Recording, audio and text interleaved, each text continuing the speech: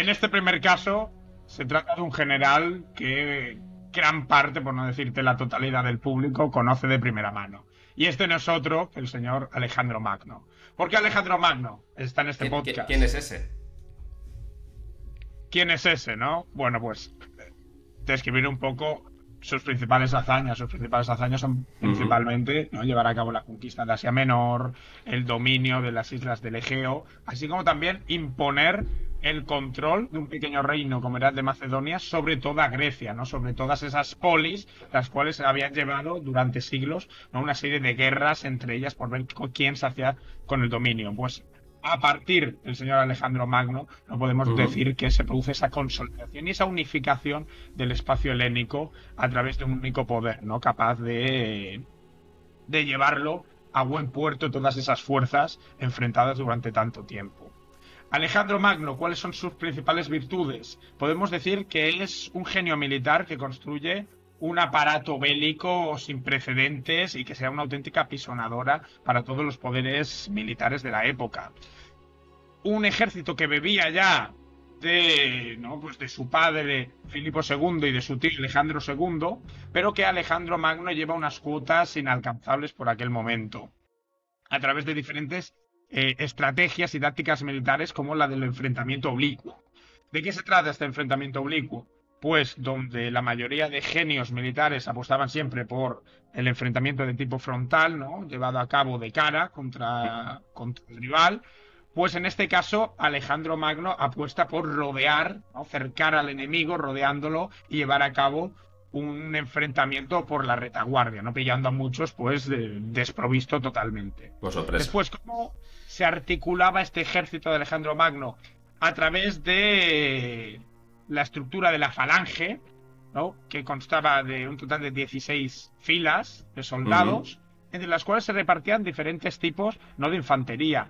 Vemos, por ejemplo, la infantería de los impaspistas, que recordaba a la de los antiguos hoplitas, ¿no? Es decir, soldados que portaban una coraza de cuero, un casco, una, un escudo de grandes dimensiones con unas lanzas, ¿no? Ese paralelismo con la antigüedad griega, ¿no?, de los hoplitas, que constaba aproximadamente de un total de 3.000 hombres. Después encontramos una infantería más ligera, ¿no?, en la cual encontrábamos los Estetairoi y los Pencetairoi, una división la cual radicaba principalmente en la posición, ¿no?, en Ujú. la posición dentro del reino de Macedonia de cada uno de los que integraban esta formación. Los Astetairoi formaban parte de la zona de la Alta Macedonia, mientras que los Pencetairoi del sur de Macedonia, pero que en cuanto a lo que portaban era exactamente lo mismo, es Más o decir, menos. no, pues Mm. grebas, una armadura ligera y espadas cortas, ¿no? Esto conformaba toda la guardia, ¿no?, del señor Alejandro Magno.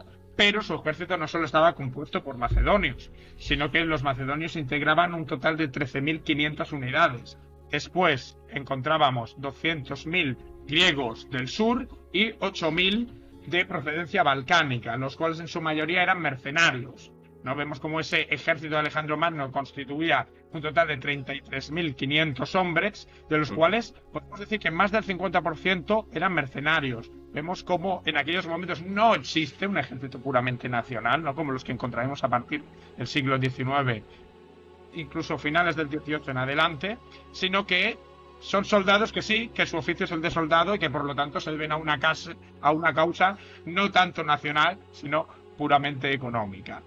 Ese genio de Alejandro Magno lo vemos en la victoria en enfrentamientos importantísimos como el sitio de Halicarnaso, la batalla, por ejemplo, del río Gránico, la batalla de Isos y la que podríamos decir que ha trascendido más allá de aquella época hasta nuestros días, que es la batalla de Gaugamela en el 331 a.C., donde Alejandro Magno aplasta a la gran potencia de la época, como era el Imperio Persa, ¿no?, capitanizado por la figura de Darío III, el cual se verá, pues podríamos decir, masacrado por las tropas de Alejandro Magno. Alejandro Magno vemos que estableció muy rápidamente un imperio sin precedentes, el cual, no, pues controlaba toda la zona de la península helénica, del Egipto actual, ¿no? Pues de grandes imperios como el babilónico e incluso llegó hasta el río Indo, ¿no? Vemos como Alejandro Magno es una figura importantísima, ya no solo en el terreno militar, en el cual nos concierne este podcast, sino Mm. que ya a nivel político, estratégico, incluso filósofo, ya que, como todos sabemos, o buena parte del público sabemos, ¿no? Bebió de ese gran filósofo como Aristóteles.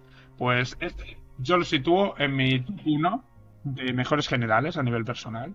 Y, Es una buena hombre, elección para ese es top una buena 1 o elección. top 3. Top 1, top La, 3.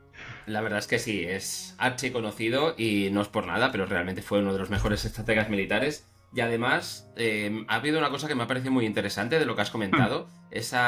Precisamente la batalla de las Gaugamelas, en las que venció estrepitosamente a Darío. Precisamente en esa Sí. batalla la ganó en parte por esta técnica de no enfrentarse directamente, sino de cuando ellos estaban, que parecía que estuvieran huyendo, de repente cambiaron la dirección de sus cabalgadas de jinetes y fueron directamente hacia Darío. O sea, realmente hicieron una de estas envolventes que luego se hicieron tan típicas en las guerras posteriores y fue una invención puramente de él. Y lo que hay mucha gente que no sabe de este Alejandro Magno es que era muy buen general en parte porque empatizaba muchísimo con los soldados. No es tan sabido este dato que cada vez que ganaban una batalla importante, le daba ración doble de postre, de ahí lo de la Macedonia. Pero bueno, dicha la broma tonta Exacto, del lo que nos podcast, comentas. tiene que haber siempre alguna broma de estas.